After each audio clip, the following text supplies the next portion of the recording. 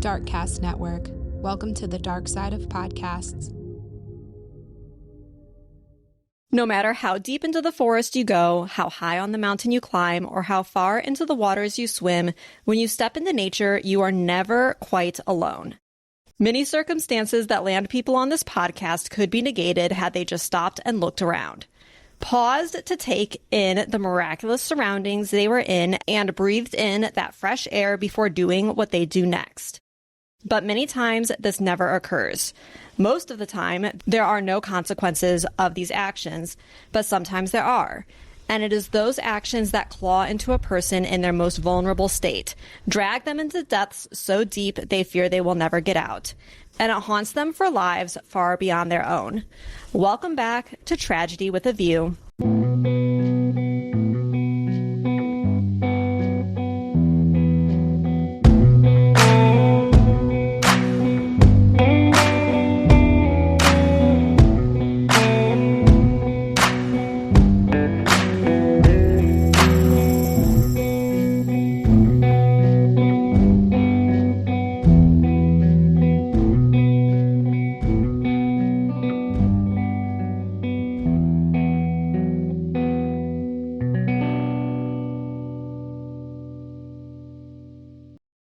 Host Kayla, and Michelle is back with me, and we are not going to have a take 2 of this episode.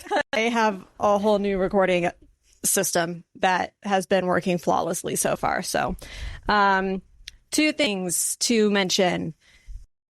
1, merch is live. T-shirts, hoodies, some crew necks, new t-shirts, new designs. I actually was supposed to have a bonus episode go out on Saturday, and then I decided to work on the merch instead. And so that's going to come out next Saturday. It's good merch. I'm excited. I love the new design. For those of you who haven't listened to prior episodes, there's 2 new designs. One of them is exclusive to the year 2025. So I'm going to do like new art every year. And so you're going to have a new option to buy every year. And then on January 1st, that option is going to go away and you're not going to be able to buy it again. I just think it's something fun to do. I like the designs and like that whole process. So, and then the other one is raising funds that 100% go towards protecting our public lands and national parks and national forests and monuments and, all of those things. So if you feel so inclined, there will be a link in the episode description. So that way you can just go right to our shop and add to cart and check out and get your goods. The one t-shirt I see, like when I looked at it, I was like, oh, that's Sam and Kayla in like 30 years. Maybe. Sitting by the fire. Maybe. I don't think Sam will ever grow a beard, but every now and then he gets scruffy and I'm like, you need to shave. Get rid of that. Which is odd because like, actually it's not odd, but like generally speaking, I think men are more attractive with beards, but I don't want to kiss a beard. I'm not about that. Okay. So I'm glad that he just gets scruffy and then he shaves it. The second thing that I want to mention, or I guess it's technically the third thing I want to mention, is that over the next 3 weeks, there may be a potential that I miss an episode just because there's a lot going on. And I have only so many hours in my day. So, and I should say that I might not miss an episode. There will be an episode out. It just might not be on Wednesday. It might be Thursday or Friday. Or maybe even Saturday, if I'm being completely honest. But, yeah, the episode will come out and you will have it the same week. It just might not be on Wednesday. I have no doubt. You seem to fit many, many hours in a week. Give her some grace, people. She's busy. I don't know how I've managed to go 2 years with, I think there's only been one episode where I was like late getting it out, but it was on the release day. So it worked out, but I knew it was going to fall apart at some point. That point just happened to be when Sam and I were both out of town doing different things and then decided to try to buy a house on top of it. So we're just, if we don't get the house though, that whole statement goes in the trash because then we don't have to worry about it. I'll have hours back to my days. Anyways, we're going to move on to the episode now. On Saturday, August 11th, 2007, 28-year-old Aaron Rudolph, 23-year-old Lake Rudolph, their older brother Isaiah, their cousin Eli, Eric McDonald, and all of these guys' girlfriends and wives all decided to go for a hiking trip to the Leg Lake Cirque that has this section to it that they called the China Wall. This is inside the Wind River Range in Wyoming, and in all there were 12 people in this party, but Aaron and Luke were the most adventurous of this group, and they were also very close. Aaron had a construction company, which Luke started working for when he got out of the army. He had served 2 tours in Iraq and had suffered quite a bit of loss, with 5 of his friends and squad mates having been killed in action over a 2-week period. In one of those instances, the Humvee that Luke had been in was blown up by an IED, and Luke had just switched seats with a buddy. When the dust settled, he found that his friend had actually died and that he lived likely due to that seat switch, which is probably very... Talk about survivor guilt. Yeah, it like survivor's guilt on steroids. Yeah. Like, it's one thing to be like, oh, I was in a Humvee that got blown up and my friend died. And then it's another thing to be like, I switched seats with that person. I was sitting where they were. So coming back to this simplicity was in a way healing for him. Also, he was 23 years old, which is so young. Very young. I wrote down that he was just a baby, which is not technically true. He did but 2 tours in Iraq Mm-hmm. by the time he was 23. Yeah. And had lost several friends. Yeah. Wow. That's a lot Yeah. to suffer with. But in many ways, nature can heal. So it's no shock that these 2 came and have done this exact same hike before in the Wind River Range. And they have, in fact, done it. Both of them had done so alone. So this was an area that they knew well and that they came to. And I almost get the sense that it was something that they did together, and it was how they reconnected with not just themselves, but with each other, and kind of found that grounding effect in the familiarity of what this area brought them. Nature sure can ground you. Yeah. Really can. But to do it alone shocks me. It's grizzly country and really big black bear. Yeah. Yeah. I saw a grizzly. Did you? In Wyoming. I'm so jealous. Yeah. How close were you?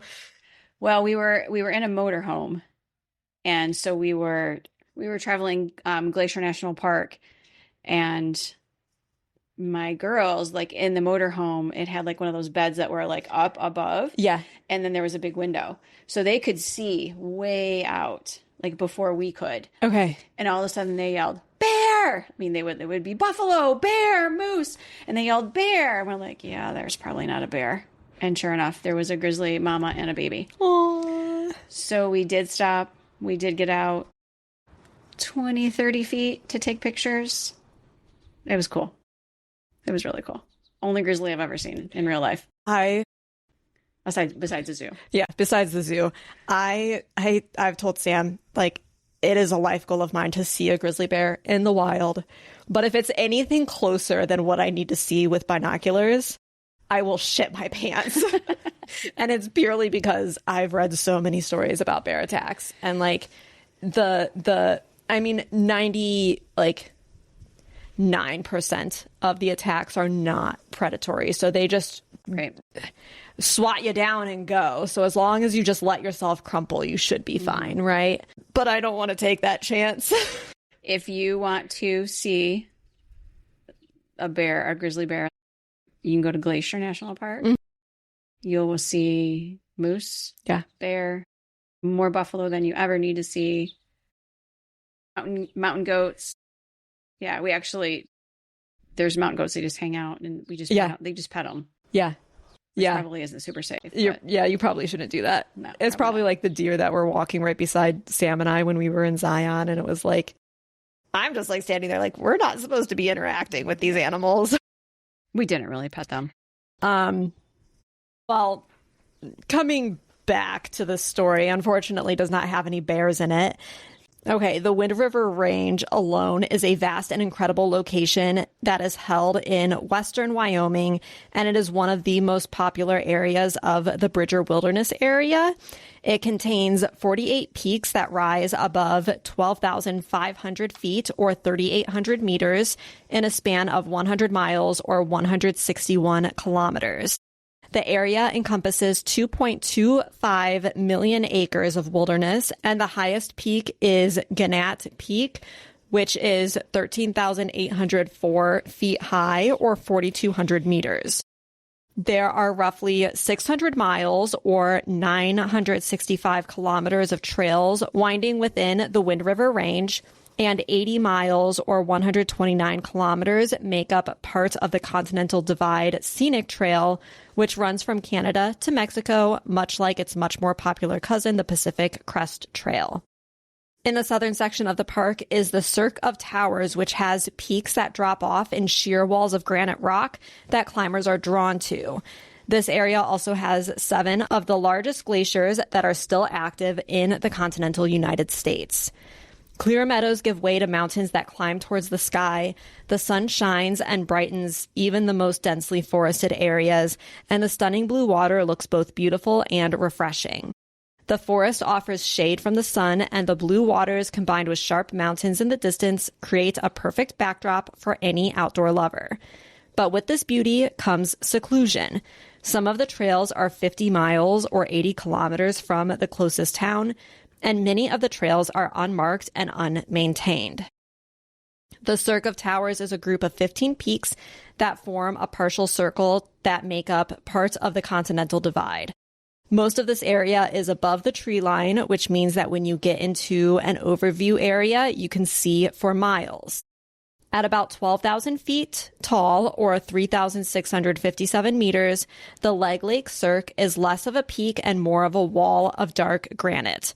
On one side of this wall, there is a sheer cliff, and the other is more of a rugged but manageable for experienced hikers terrain. There is some scrambling required for either side, and again, there are no trails once you get past a certain point. To hike, the route is challenging and not recommended for people who are novice or even semi-experienced hikers. It is steep, and the trail technically ends at Island Lake, which is where this group of 12 decided to stop and set up camp. Once they had camp set up, Aaron, Luke, Eli, and Eric decided to go hike the Cirque. There is what I will call a trail, but it's not an actual trail, that wraps around the rim of the wall that you can get these stunning panoramic views of the Wind River Range on. They spent time here reflecting on life and tossing rocks down the cliffs and watching as they fall all the way down to the glacier resting below. At about 5 p.m., they decided to go just a little bit farther before they would have to return to camp due to the sun going down. Silas Canyon, which is where this route overlooks, is a very secluded area and requires really knowledgeable climbers and hikers. And because of this, the area is very infrequently accessed. After about a quarter mile, they found a section that had a bunch of overhangs that looked over the cliff face.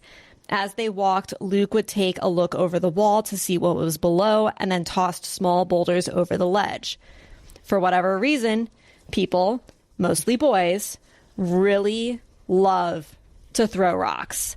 And as these rocks are launched into the void, they like to just see how far they can throw them, how cool it is when it finally makes contact with the surface around them. And it's just something that people have always done and will probably always continue to do. Maybe not. We'll see. I won't.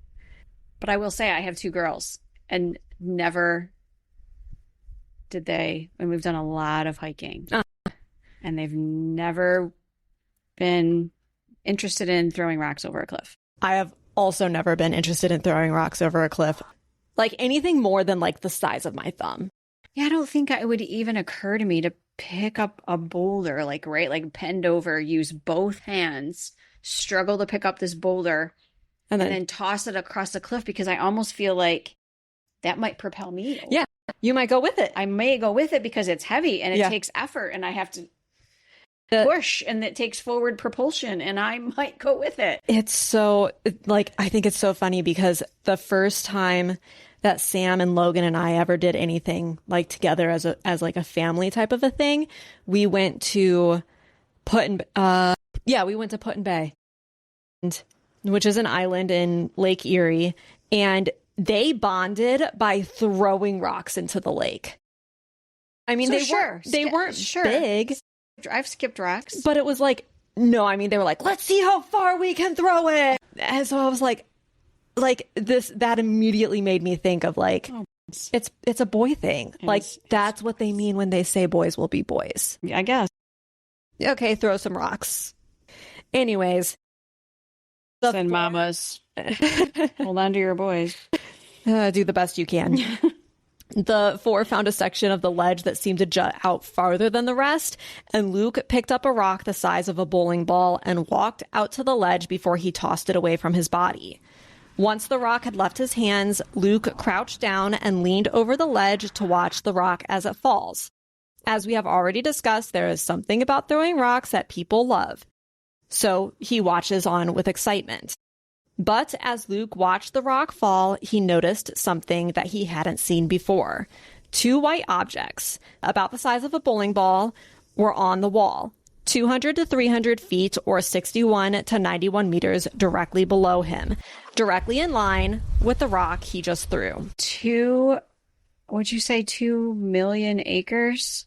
Is that what you said earlier? 2.25 million acres. And all of these people are in the same place at the same time for this tragedy. Yeah. Truly, the odds are so small. Below him were 47-year-old Pete Absolon and 30-year-old Steve Herlehy. Steve and Pete were both phenomenal climbers, and Steve and many others have raved about Pete as a climber. Not just for his experience and skill, but also because he was so meticulous as he planned climbs that it would seem that any and all potential outcomes were accounted for. Pete would take his time with climbs and make sure that things were good as they could before he would continue. And this doesn't take into account the cheering squad that you got with Pete as your climbing partner. With his background as a climbing instructor turned National Outdoor Leadership School instructor and then director, he knew when to prod someone on to push a little harder and when to take a step back and walk through some calming breaths and anchor them back in the reality that they were safe. It is almost as if you didn't need to communicate these things to him. He just knew and offered a guiding hand, which led many of his students and climbing partners to success. Pete has lived in this area for a long time. His home, which is 15 miles away, actually had the perfect view of Leg Lake Cirque. He had been living in the area for 17 years, and he just never found the Wind River Range as a place that he wanted to climb.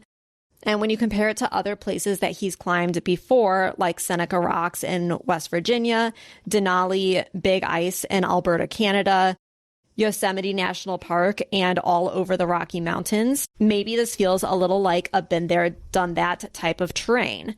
He was constantly looking for ways to be outside, whether this was biking, climbing, hiking, or boating.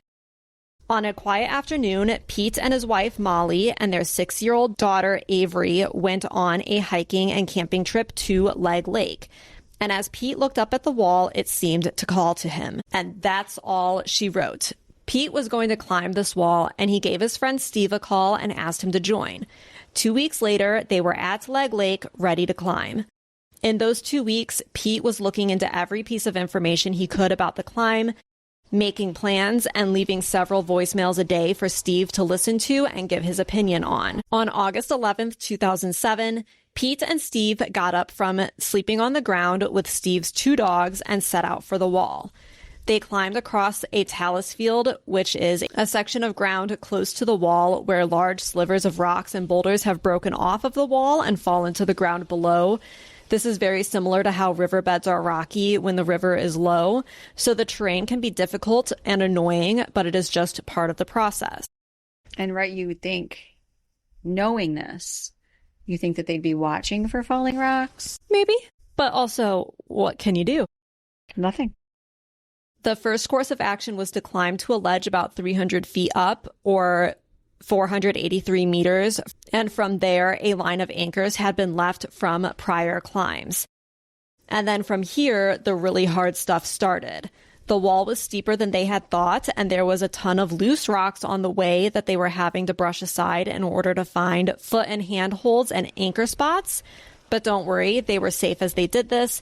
They would push the rocks to the opposite direction of the side the person below them was on, and they also were wearing helmets. White helmets. And there it is. Yeah. Generally speaking, when climbing a new route, especially one that has not been established already, much of the climb is figuring out the best way to go or how to connect where you are with where you want to go. This can be a slow process, and as mentioned, Pete was meticulous when it came to climbing, so he was not concerned about going fast. For the most part, Pete led the pitch or the length of rope before Steve would join him. There is almost this yo-yo effect when climbing like this. Pete would make his way up the route, providing information to Steve on his way. Meanwhile, Steve would be working hard, belaying Pete when needed and drilling in anchors to protect them in the event of a fall. These roles would then switch as Steve climbs up to meet Pete. This particular wall is about 11 or 1,200 feet or 335 to 366 meters tall. They had been climbing for 10 hours and were about 800 feet up the wall when Steve and Pete huddled together on the wall to discuss their plan. They could keep going, but they were running out of daylight, or they could climb down, and with 800 feet of their route fresh in their minds, climbing it again the following day, which is what they ultimately decided to do. There was just one more section that Pete wanted to figure out first. Pete was leading this part of the climb, so he was higher up on the wall than Steve. Steve was just off to the right and slightly below Pete.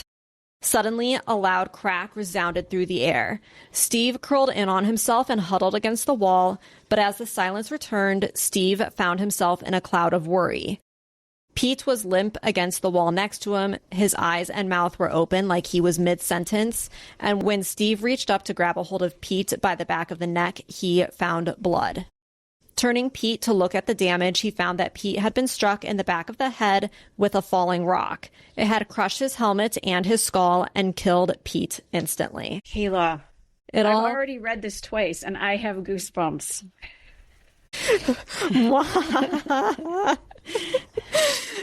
Every now and then Gold comes out with these stories, and it's not really me doing it, it's the story. That's such a plot twist. Yeah. Try as he might, Steve could not stop the panic from crashing in.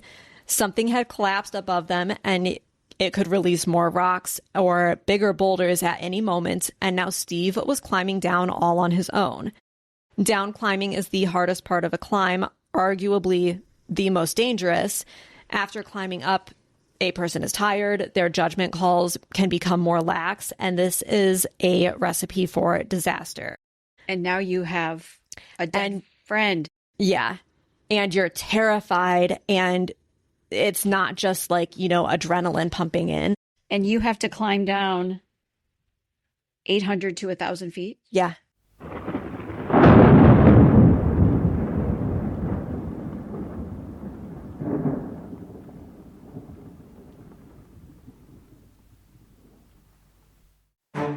You meet someone, you fall in love, and then one day, you wind up dead. Welcome to Love and Murder, Heartbreak to Homicide, the podcast that explores the true crime stories of relationships that started with passion and ended with murder. I'm Kai, your host, and every week I take you through a case of doomed bonds, from jealousy-fueled killings to shocking betrayal. If you like true crime with emotion, raw honesty, passionate rants, and a lot of jaw-dropping moments, this show is for you. Full episodes drop Mondays, mini cases every Wednesday and Friday. Go to murderandlove.com, that's love and murder backwards, murderandlove.com. Hit follow on your platform preference and get pulled into the darkest side of love.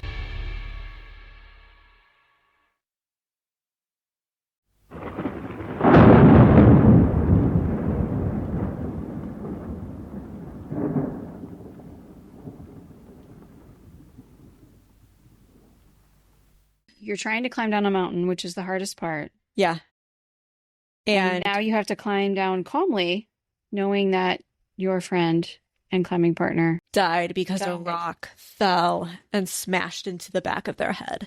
And now you have to watch for falling rocks. You have to look up.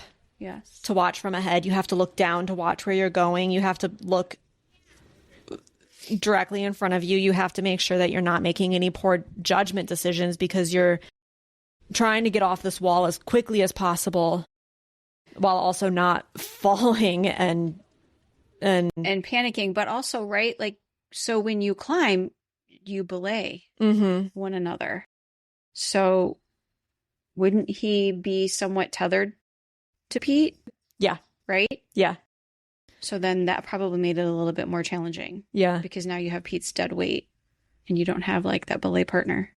But I've only climbed at Adventus. I don't. Yeah. Yeah. I haven't climbed on rocks. Not experienced here. I have never climbed, like, the most I've ever climbed was like, oh, we're going up the length of a rope.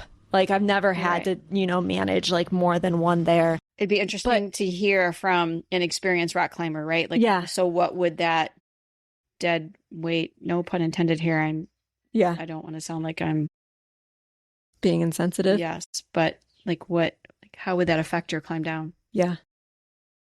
Michelle works with death on a daily basis. She's not insensitive. She's just desensitized. Correct. So, I really do have a heart, though. Yeah, she does. She does. She's got the biggest heart. Okay, so yeah, and so he had just witnessed his friend die, and he was certain that he was next. He was actually so fearful that he could have rappelled down with Pete, but left him in order to save himself from what he believed was the rock collapsing above. Trying to keep his mind rational and being as cautious as possible, Steve made the climb down and then took off for safety of camp and where his dogs were. He never took off his climbing shoes, and if you've never climbed before or if you've only gone indoor climbing, there is a different shoe.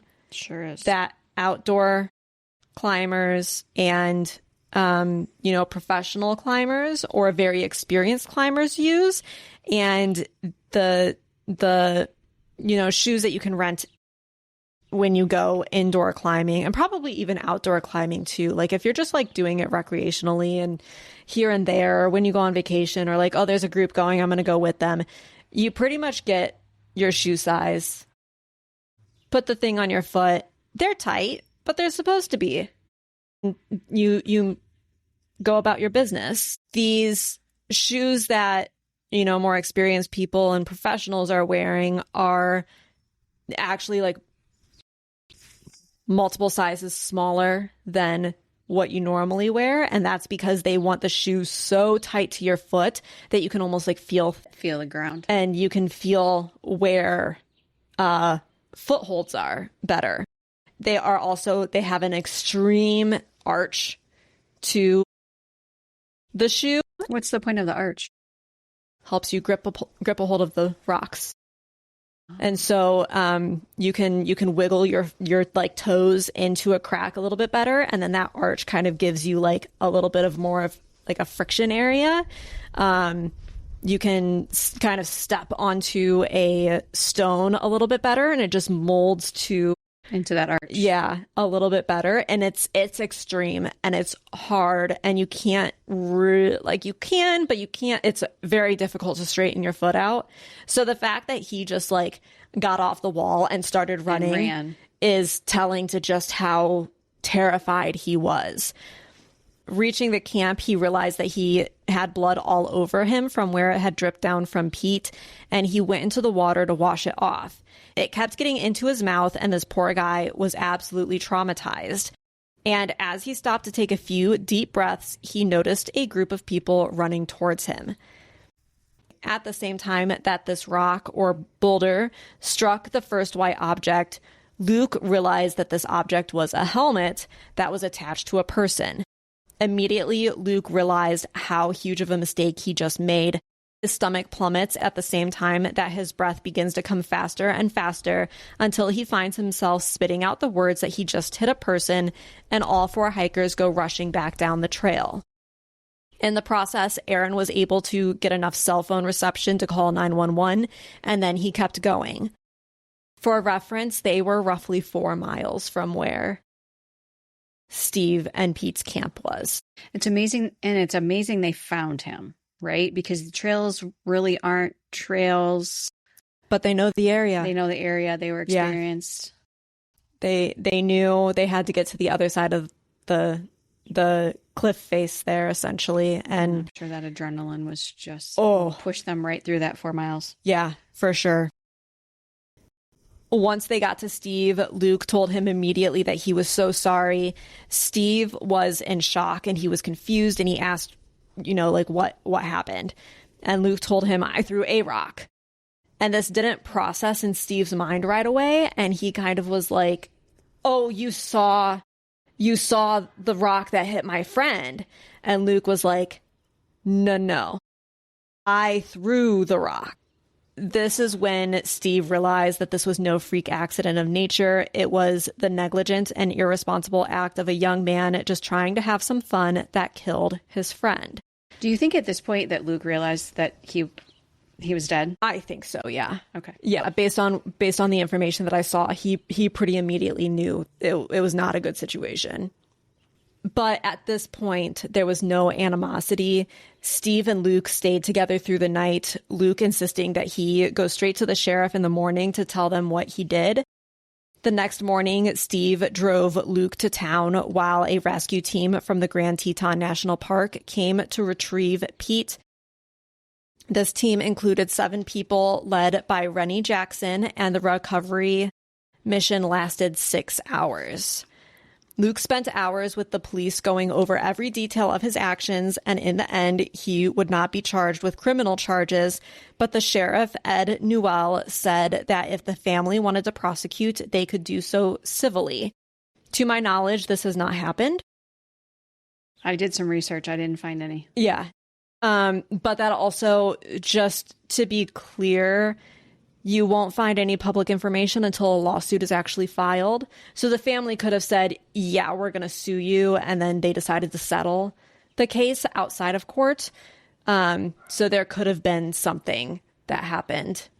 And you wouldn't be able to see We that? wouldn't know about it. Okay. No, it's not public information until it's in court. And interesting. Yeah. So this decision, though, enraged Pete's wife, Molly. She had the love of her life, the father of their daughter, her partner in life, stolen from her due to the reckless actions of Luke, and Luke echoes this sentiment.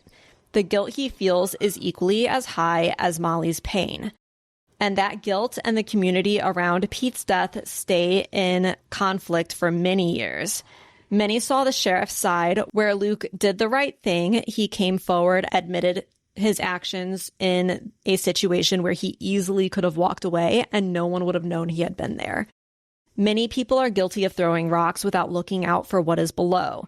They can sympathize with what he is experiencing and believe that the leniency is well deserved. But still, there are a lot of people who view things the other way. This was an act of negligence and recklessness. This act did violently and suddenly rip a life from this earth that has resulted in many more lives having to shift to accommodate that void. The rules in the backcountry are simple. Your responsibility is higher because in the random chance that your reckless acts harm another, the outcome is severely more grim. But there is another factor in this, and that is the fact that this was a freak accident. Even when aiming, hitting a person or hitting a specific point is very difficult, especially when you are looking down at a jumble of rocks and overhangs. The terrain bleeds together and your depth perception changes. This does not change what happened. We cannot go back in time and change our actions and hope for a better, brighter future.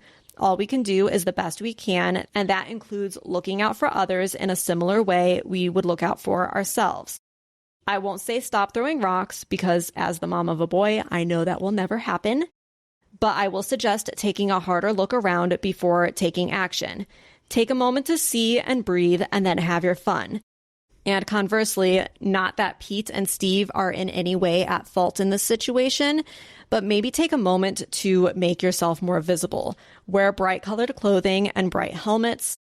While they are meant to protect you from collisions, the color could also very well save your life.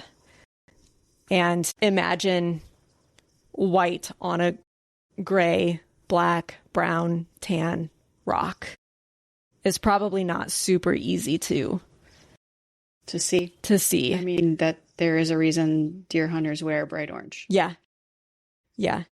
And I'm as somebody who loves neutral colors, I've even tried to be a little bit more mindful of like, this year especially has been bad with me running. I've been almost hit 3 times.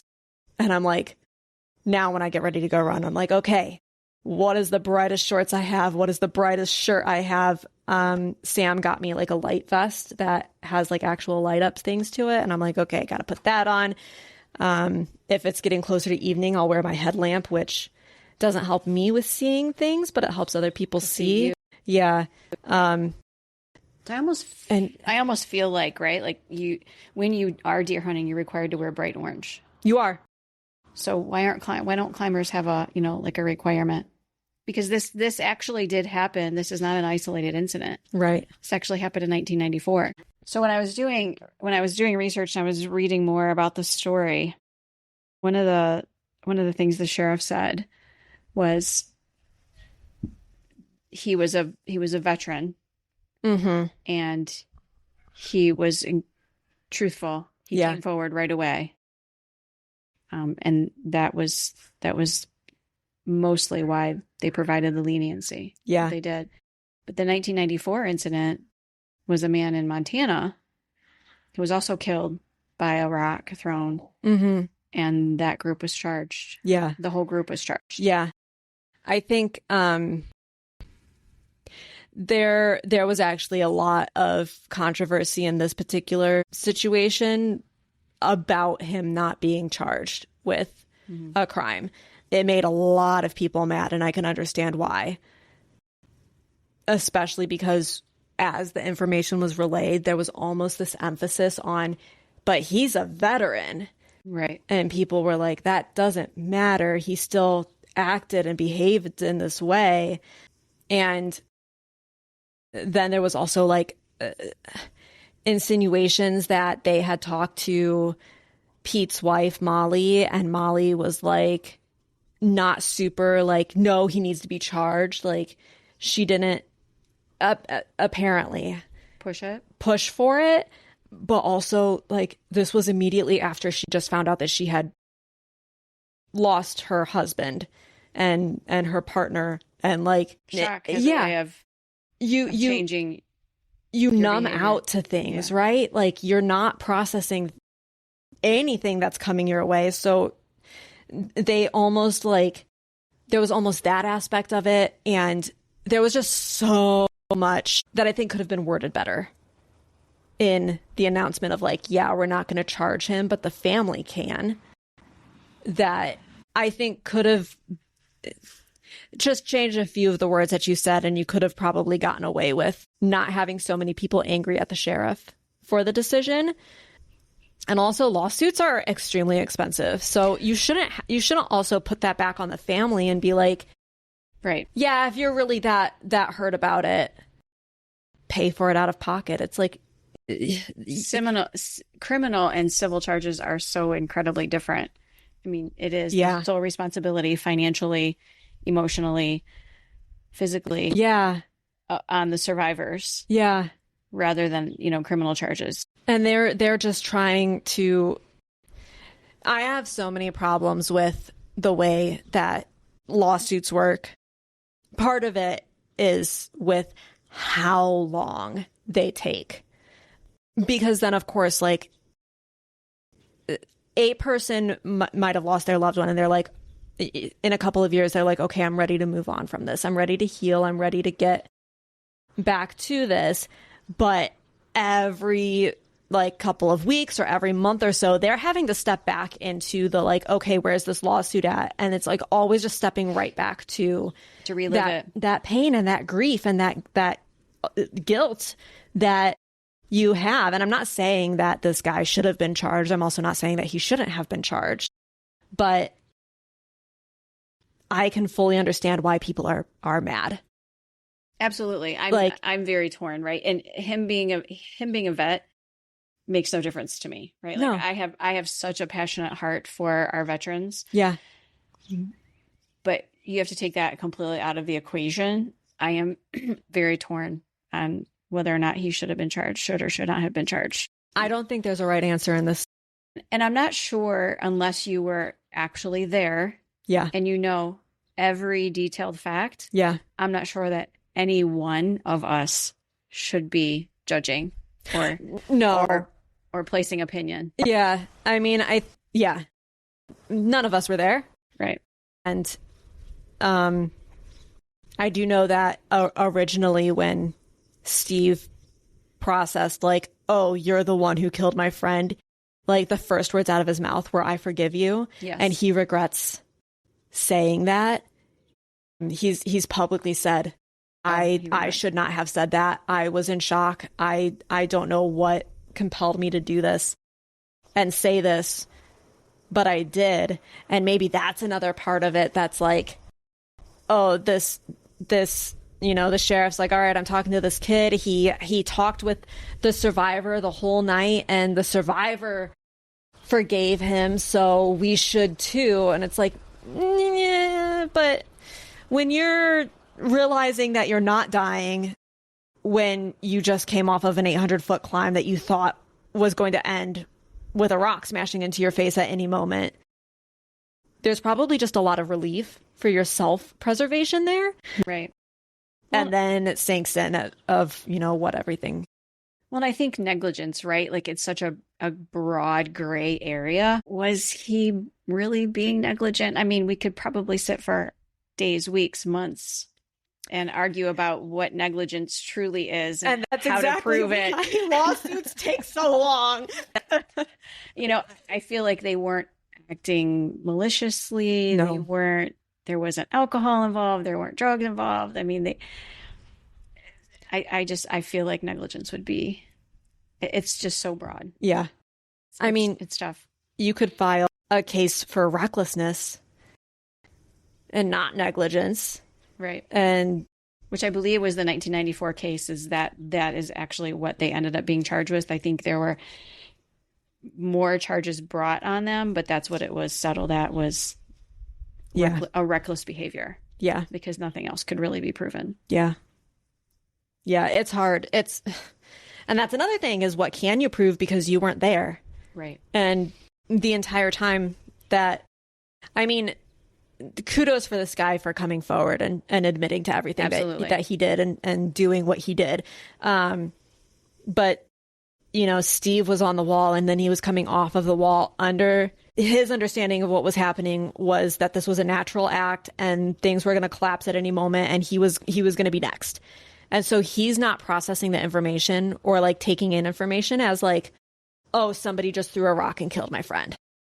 Why would you think that? Yeah. That would be the last place my mind would go. Yeah.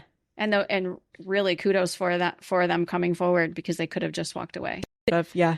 And listen, the guilt that Luke has is big for the rest of his life. Yeah. That's a punishment. Let's see real quick. Let's do a real quick Google on Luke Rudolph. Well, that's an aggressive article.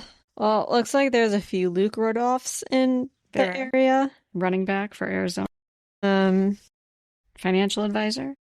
But I do see an article. I'm not going to open it and read it because it's so... I'm quoting just the very brief amount of information that is on here. But it says Luke Rudolph should have been charged with voluntary manslaughter. Yeah. He still should be. That he prays to a particular god shouldn't affect criminal proceedings, which is so like... Again, those are people that were not there. Right. Did not investigate the case. But it also is brings up the fair point that in murder situations, there is no statute of limitations on when you can file a charge against someone. And if they really wanted to, if they ever change their mind. And so now he has the guilt. Yeah. So now he has survivor guilt from his tours in Iraq. And now he has guilt from this incident. Yeah. And then the fear of always wondering. Yeah. And everyone just not everyone, but yeah, there's a lot of people who are rooting for him to go to jail. I wonder if he stayed in the area. I wonder if he's still climbing. Luke, if you're listening. I want your side of the story. We do. I want to hear. We do. We want your side of the story. Steve, I also want your side of the story, and Molly too. Like, I'm not. I mean, it's the complexities of human that are fascinating and frustrating, and it really is a shame all the way around. It is for Pete, for Molly. It's a devastating story. There's no one in here that benefits. For Avery, for Luke, for his friends. Yeah. I'm sure they all have guilt. Yeah. Oh, for sure. Why Luke's rock and not mine? Yeah. Yeah. Luke was not alone with throwing the rocks. No. And yeah. All right. Well, that's what I got. That was quite the plot twist, Kayla. Yeah. When I first read it, I gasped. It was a good one. Good. you got me. I every now and then my creative side comes out, and it came out in this one. But thanks for joining me, and thank you for having me. Yeah, well, we will chat next time. What is life without close calls with disaster? Thank you for listening. Don't forget to follow the podcast to be the first to hear the now weekly episodes. Join our subscription on Patreon, Apple, or Spotify today and immerse yourself in the haunting beauty of the great outdoors. For around $4 a month, you'll get exclusive access to the first episode of each month and early access to all other episodes, showcasing the morbid and mysterious side of nature. Please reach out with story requests, and if you have your own story, please email tragedywithaview@gmail.com for a chance to have your story featured on a later episode. Again, thanks for listening. We'll see you next time.